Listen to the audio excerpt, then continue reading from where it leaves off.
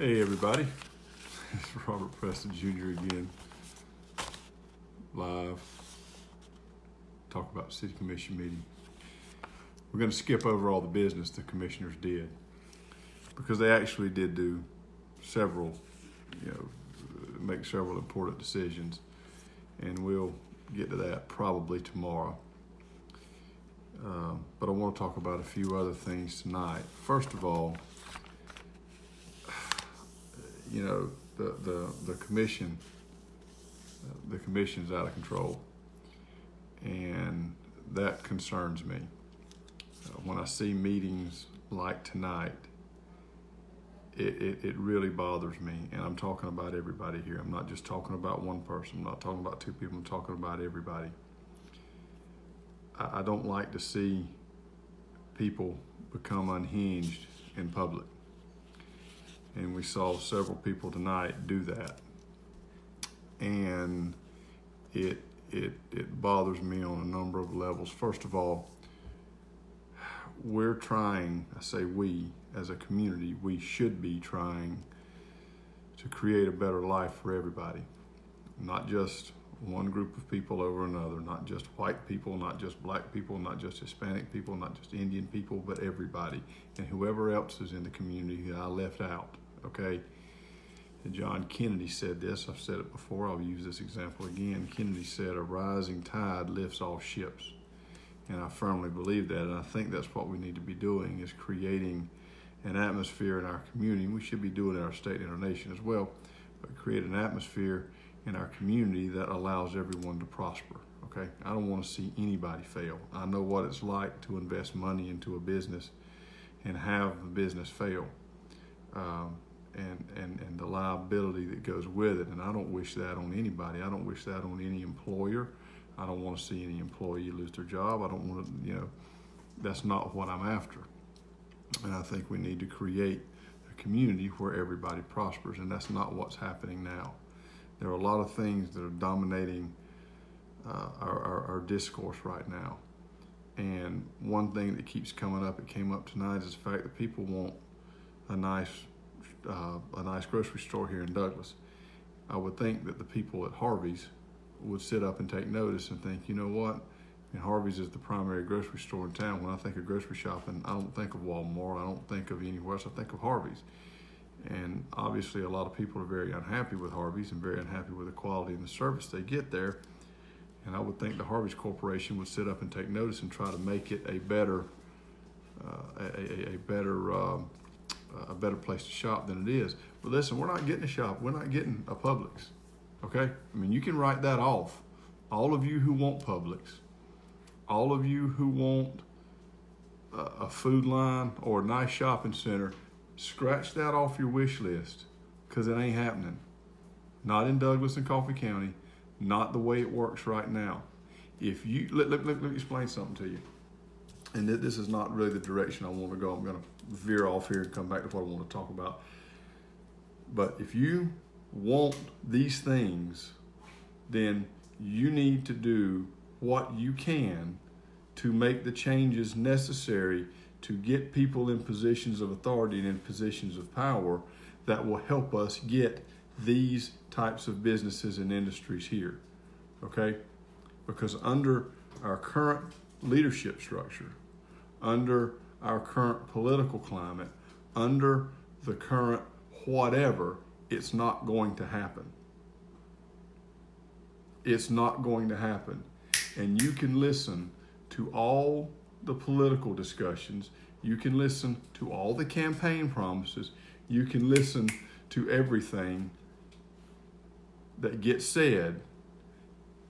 And I can assure you this, that it's not going to happen, okay? When you look at meetings like tonight, and you look at the way our commissioners conducted themselves, you can throw any prosperity, any economic development, anything completely out of the window, okay? Completely out of the window. There needs to be an ethics complaint filed tonight on multiple commissioners.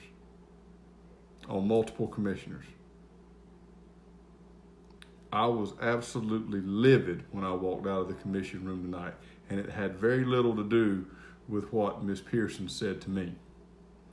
Ms. Pearson is entitled to her opinion about me. She can say whatever she wants to about me. Any of the commissioners can.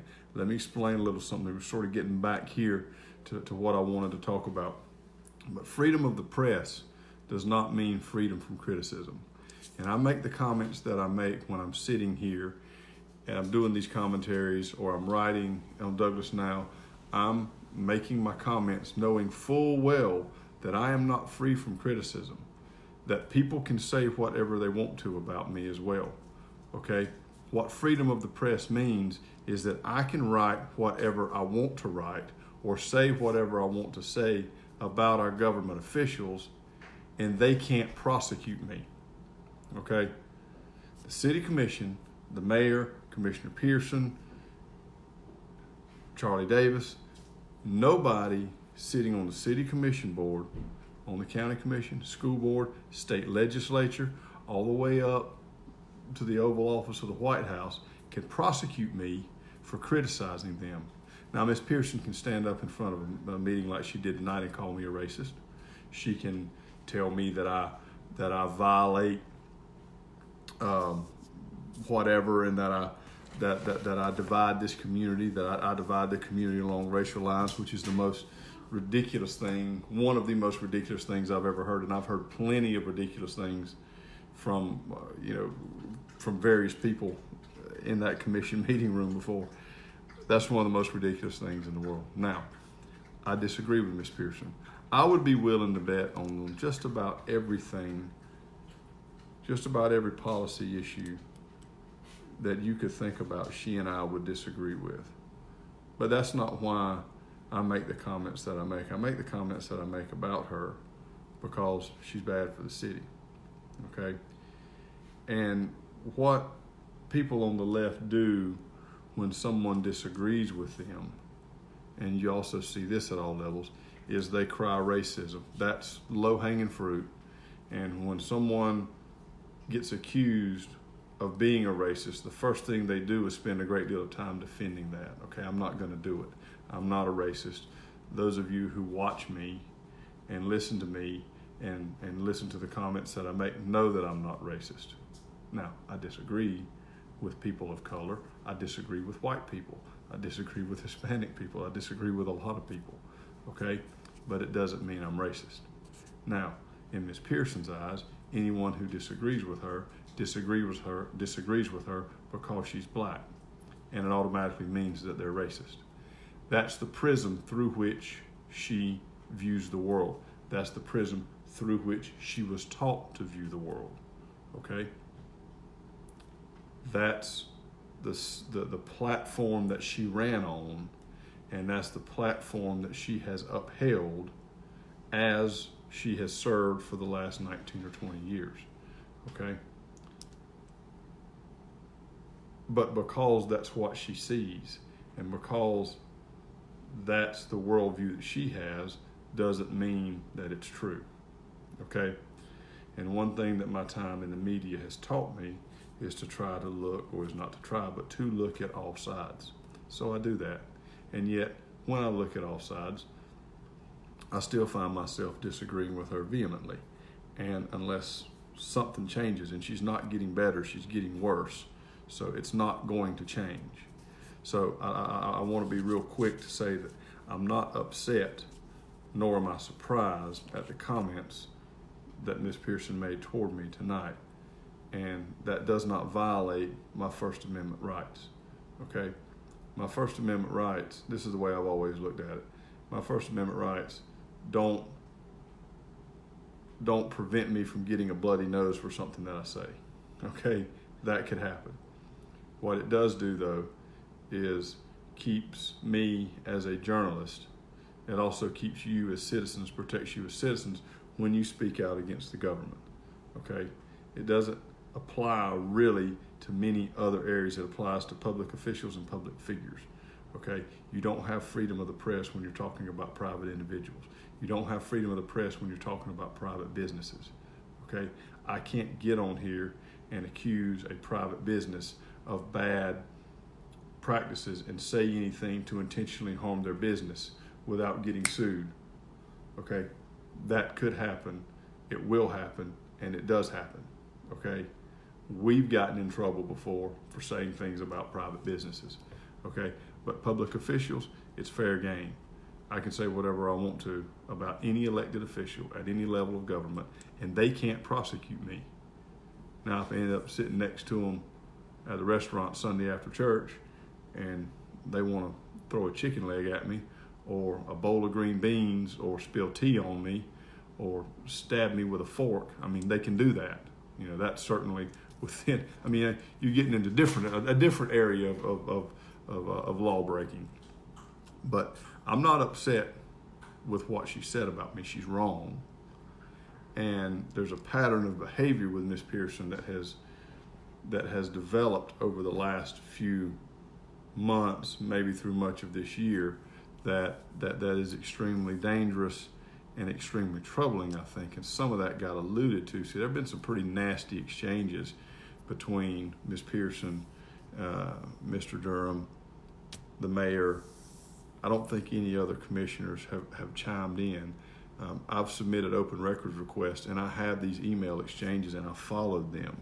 And I'm going to be looking at and reading them a little more closely to see what the best course of action is with that. But there have been some really strange things that have been said, and some really strange and troubling statements that Ms. Pearson has made electronically. She's made some on Facebook. She's also made some in her emails. So, you know, again, it hurts the community. And you can't tell me, you can't convince me that you're, and I'm meaning you in a generic sense, that you, anyone, is looking out for the best interests of the community when you take an intentionally damaging stance toward the people of this community. Okay? And that's where we were tonight. I think there needs to be an ethics complaint filed. You know, they mentioned that the ethics committee has, you know, several committees that have vacancies, the ethics committee being one of them. Every single person on that commission needs to be needs a lesson in ethics.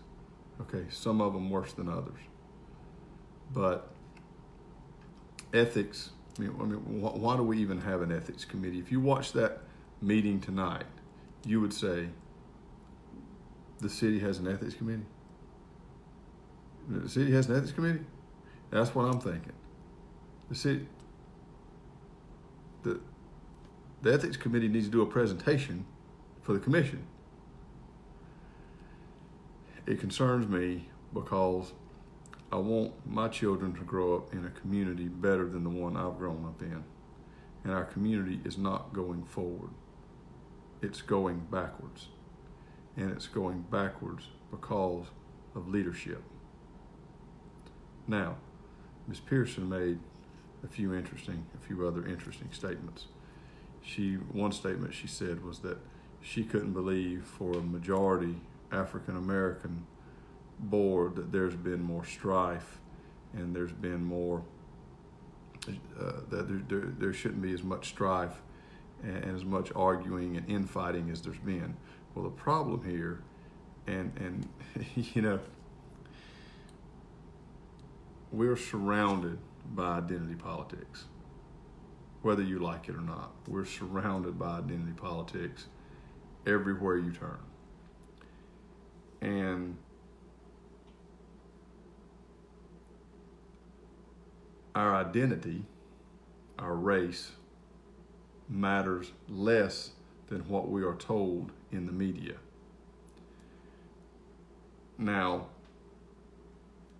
we have labels and walls and barriers and all kinds of stuff placed all around us every single day, okay?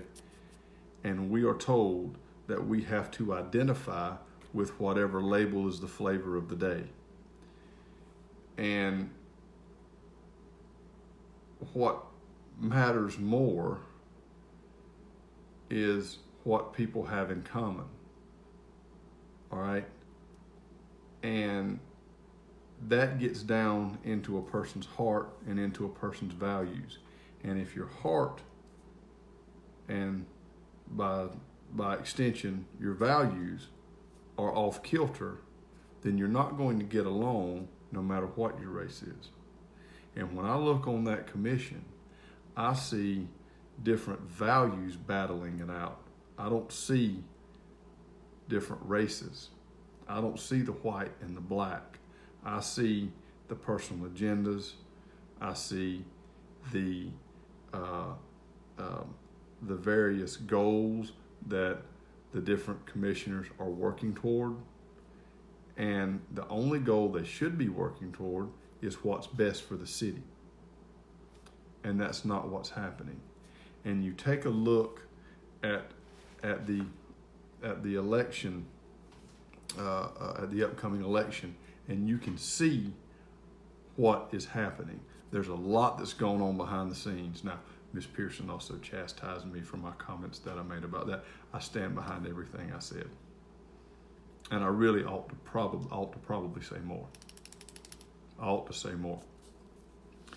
But what you see with the candidates who are running is an extension of the strife and the infighting that is found on the commission right now. And I can tell you it's not going to get better. Listen, you can stand up in front of the commission meeting and you can talk about having God in your heart, or you can talk about living your life by prayer, or you can quote scriptures, or you can do whatever you want to do and say whatever you want to say, and it means absolutely nothing if that's not what's truly on the inside. And actions speak louder than words. So you can say whatever you want to say. You can sit in church. I heard Nelson Turner say this. Reverend Turner said this. Yeah, I heard him on a sermon years ago. Fantastic. He probably doesn't even know that I remembered this. You know, you wonder what you say and what folks pick up on and what sticks with people. Reverend Turner said something. This was probably, oh goodness, it would have been it would have been between 1999 and 2001. So at the very, very earliest, it was 18 years ago. But he said, when you sit in church, he said, you might be sitting next to a devil and you never know it. He said, the devils shout louder than the saints because they've got something to prove. And I always thought that was very, very wise. And I've said it many times before, and a lot of you have. Well, it doesn't matter if you go to church. It doesn't matter how much you put in the offering plate. Okay? It doesn't matter. It doesn't matter if you stand up in front of a government meeting and talk about you're not going to be successful if you're on the commission and you don't have the love of God in your heart. Well, let me tell you something. I don't care what you say you have. My judgment, and I will make a judgment just as we all will be based on your actions, not your words. And the actions that I see coming from many members of those of the commission, I say many, several members of those commission, if they think they have the love of God in their heart, they're reading a different Bible than I am. They're reading a different Bible than I am. And I know that's a sweeping statement, but I get sick and tired of hearing people bully others and make the worst possible decisions they can make for everybody, white, black, Hispanic, Indian, whoever, making the worst possible decisions they can make and then play the victim and invoke the Lord. I'm tired of it.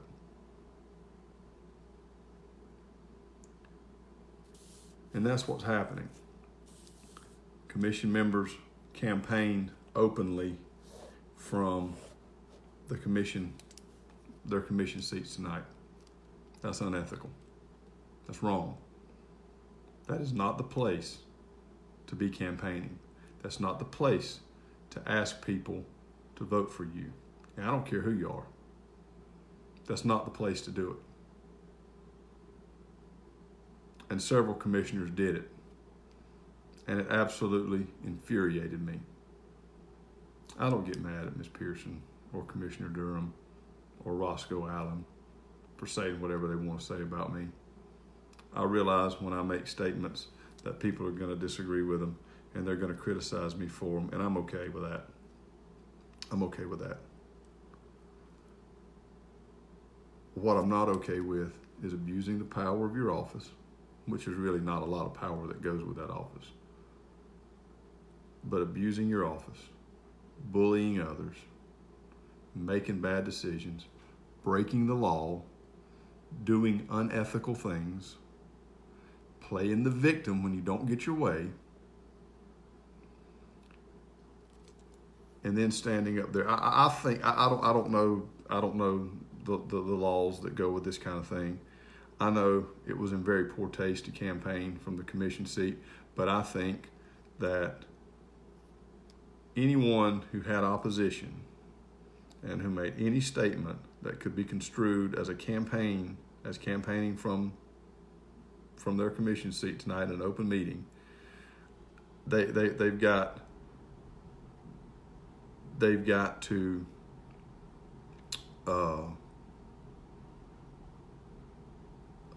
I think that they crossed a line. And I would love to see somebody file an ethics complaint. Now, I'll put it out there for you. If you want to do it, please do. But if this is what the next few months, because we're going to have, 2 meetings in September. We're done with August. We're going to have 2 meetings in September. We're going to have 2 meetings in October.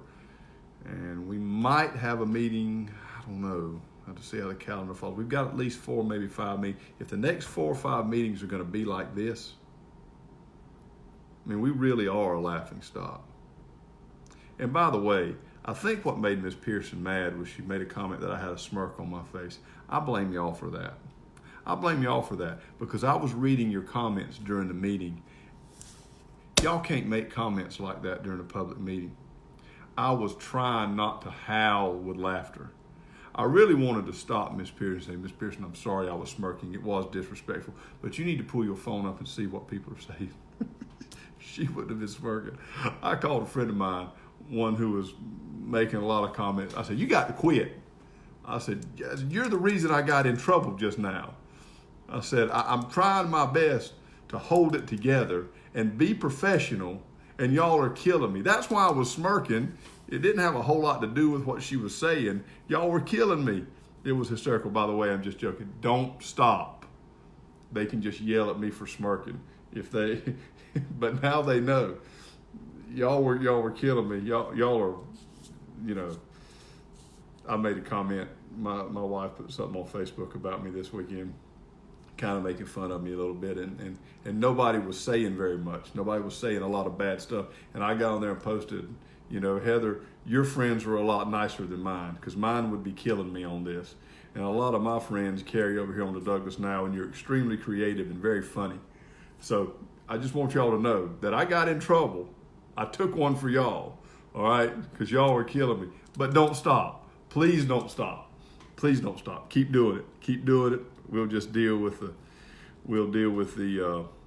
fallout as it comes. But it was, y'all are very entertaining. I was having a blast. It was a lot of fun.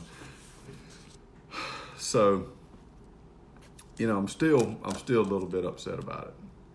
And again, it's got very little to do with me being called out personally. I think Ms. Pearson said some things that I said that I didn't say. I try when I discuss matters of race, I try to do more so in a generic sense and less in a direct accusatory sense.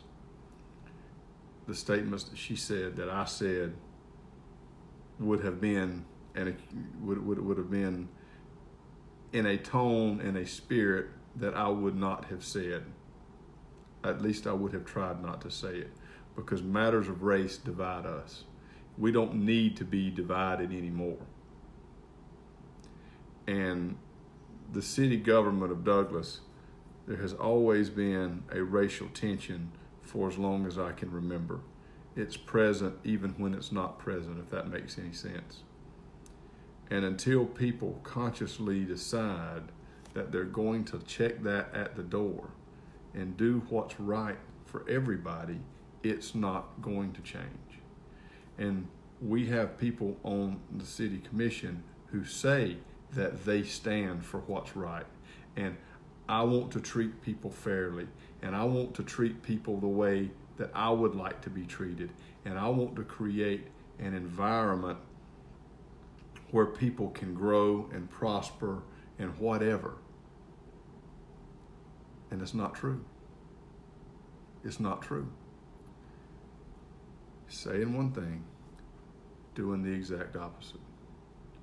I don't think the reason nobody's run against Olivia Pearson the whole time she's been on the commission is because, I don't think it's because she's done a good job. I think it's because people are scared to run against her. You see how she acts. I think people are afraid. Ms. Pearson, on Friday, Ms. Pearson went to the business of Michaela Clark. I think I'm saying Ms. Clark's name right, who's running against Commissioner Durham. She approached Ms. Clark in Ms. Clark's business in a threatening manner. I don't know if it was Ms. Clark or somebody else in the business. I don't know what business it was. I don't know what business she owns. But someone called the police. There's a police report filed because of criminal trespass or terroristic threats or something like that. Friday, after qualifying, because Ms. Pearson, allegedly, of course, went to Ms. Clark's business to, I don't know what the right word is, be careful with my choice of words, to argue with her about running against Commissioner Durham. There's a police report with that. I have a police report where Ms. Pearson, I never published it, but I have a police report where Ms. Pearson argued at the elections office back in November of last year. All right? Once again, we've seen Ms. Pearson interfere in police investigations. We've seen Ms. Pearson indicted on felony voter fraud charges. She beat that. She did. She was represented by a good attorney, did a good job. She beat that. We have other allegations that have been around with Ms. Pearson. Allegations of financial mismanagement, of mishandling grant funds with the NAACP. Serious money, serious allegations. I have paperwork on that. I have the paper trail that outlines exactly what happened. Okay? We have a pattern of bad behavior. A pattern of bad behavior. A pattern of self-serving, aggressive, belittling, condescending, bad behavior. We're sort of at a crossroads with our community right now. I know the TAD is a tax allocation district is a controversial subject for a lot of people.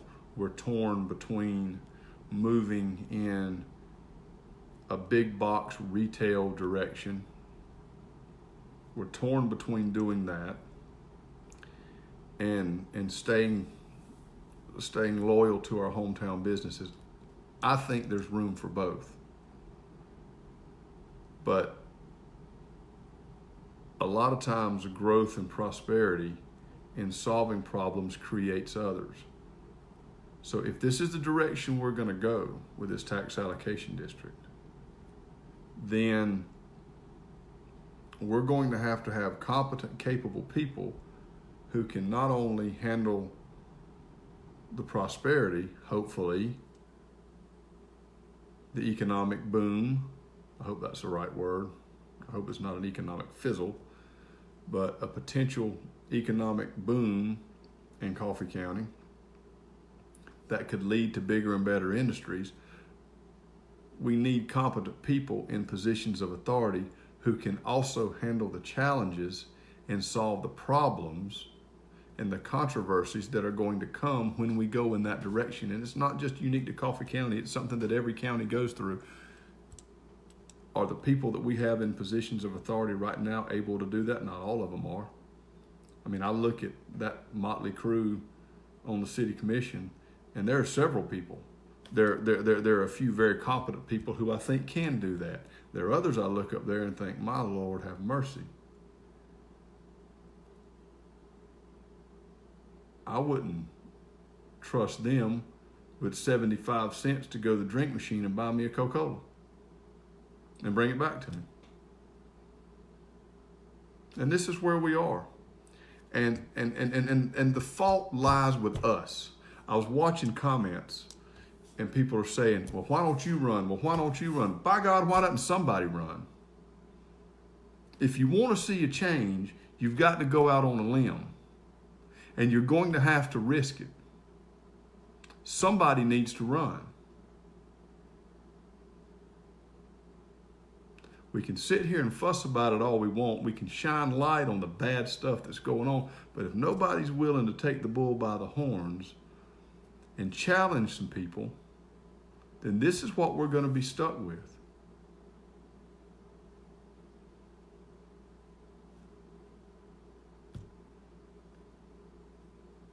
You can still get in the election, by the way.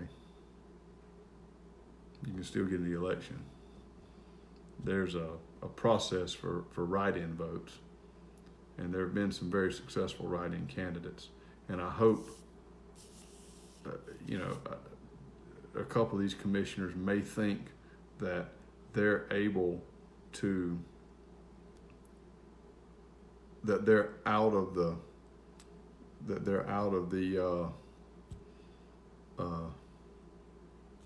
that they're safe because qualifying is over, but that's not the case. That's not the case at all. There's still opportunities. There's a process. You can't just say, hey, everybody write my name in on Tuesday when we vote. There's a process to get your name on the ballot. And there have been some successful write-in candidates. The one that comes to mind, interestingly enough, y'all know professional wrestling has a near and dear place in my heart. But Rick Steiner of the Steiner Brothers, I don't know if he's still a school board member up in the Atlanta area, but Steiner wanted to run for office several years ago, and he qualified under his ring name, Rick Steiner, and found out after qualifying in it he couldn't run under Rick Steiner because it wasn't his real name. His real last name has Steiner in it, but it looks like alphabet soup. Okay. So he qualified. He went and qualified as a write-in candidate under his real, which is like Reichensteiner or something like that. It's a German name, and he won. And I say he's still there. I don't know that he is. Last time I checked, he was still a school board member up there. But if you want to get on the ballot as a write-in vote, you have to go to as a write-in candidate, you have to go to the elections office Wednesday by 5. So that means you basically got 2 days. You've got tomorrow and Wednesday, and I wish somebody would get in a couple of these elections. All right? Not just the election for Ward 3. There's some other folks who need opposition. All right? Some other folks need opposition. I'd like to see some people get in this election. We need some changes.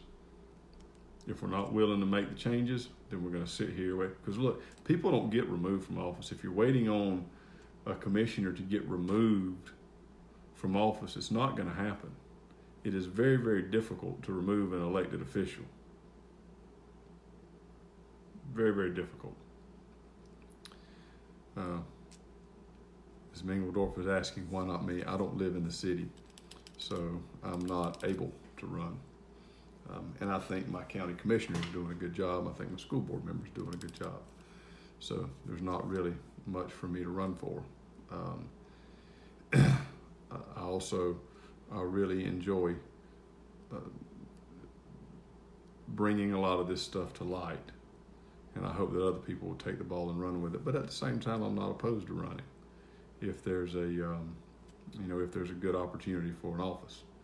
I'm not completely opposed to it. But part of me doesn't want to turn into the kinds of people I've spent the last 25 years talking about. And that's the truth. Because I see political office ruin a lot of good people. Now, I see good people go in who come out good people. But I also see a lot of good people come in or go in who come out having compromised their beliefs and their values for power. And the power has to be intoxicating. Look at how rare it is for someone to give that up. Very few people who get elected to office voluntarily give it up. Very few people voluntarily give it up. And when they do, many times they come back to it. There's very little power that goes with being a city commissioner. Very little power that goes with being a county commissioner or school board member. But yet even within those, I don't want to say insignificant offices, because they're not insignificant, but they're certainly not anything glamorous. Incredibly aggravating, a ton of headaches, a ton of phone calls, and yet people don't give those up. They'll hold on to them for every last breath, or till their very last breath.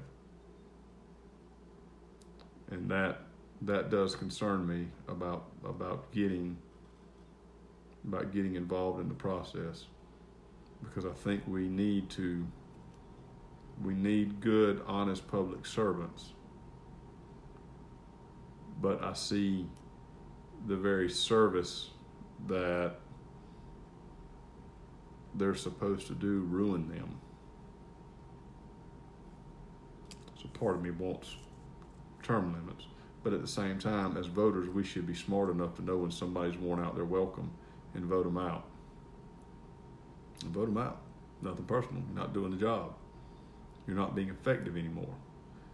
And that's where we are. And you saw that tonight. I mean, I am adamantly, again, I'm going to say this, I'm going to get out. I got to go to bed. I know this lady got carried away. I am adamantly against the officials' comments at the end of city commission meetings. Not because that's where people can say things about me. Again, I don't care about that. What I care about, first of all, is extending the meeting. Okay? They used to give commissioners, the rule used to be 3 minutes.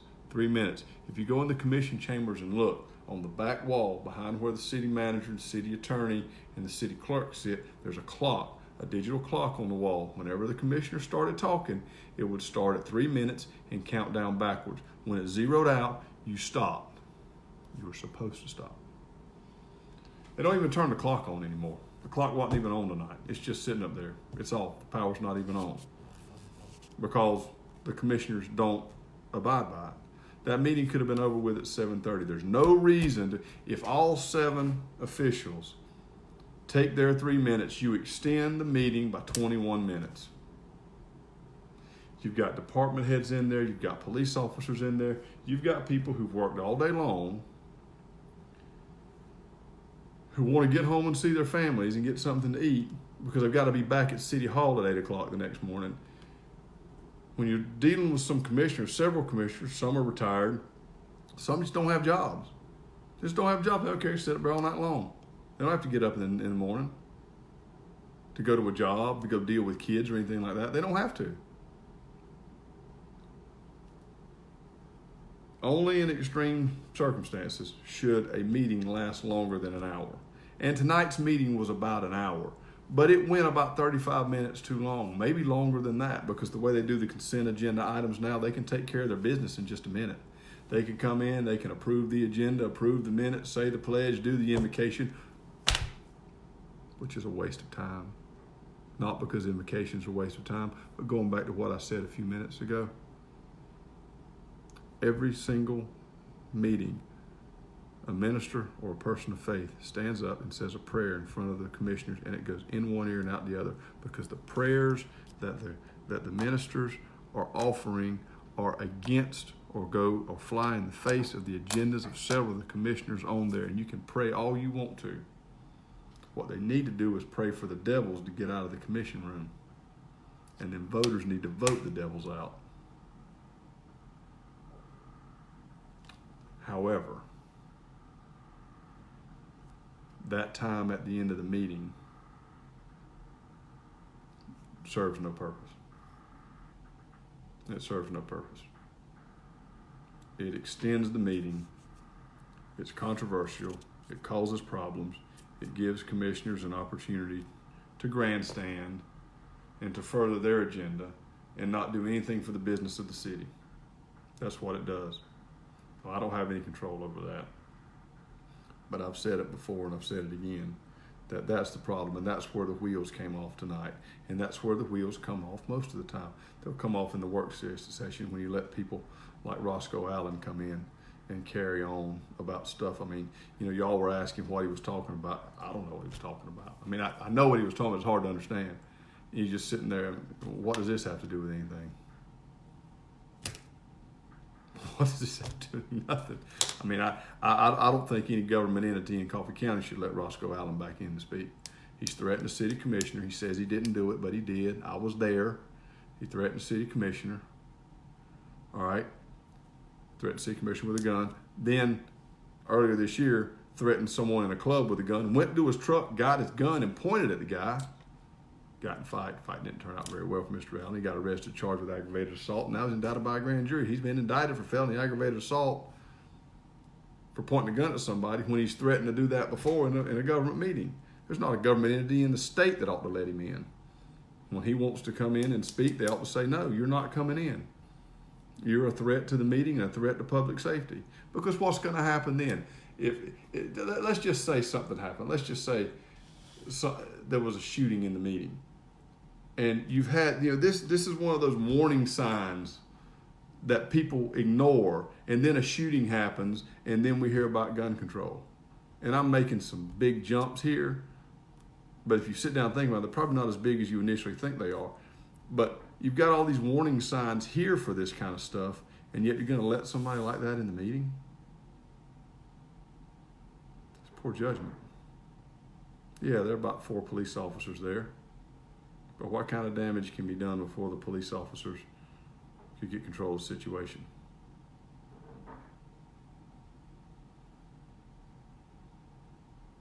I thought some of the meetings last year were ridiculous. This one tonight, the campaigning, playing the victim. Wayne Grantham says the devils who are elected are kept in office by the devils who they help. That's true. That's true. Devils put the devils in office.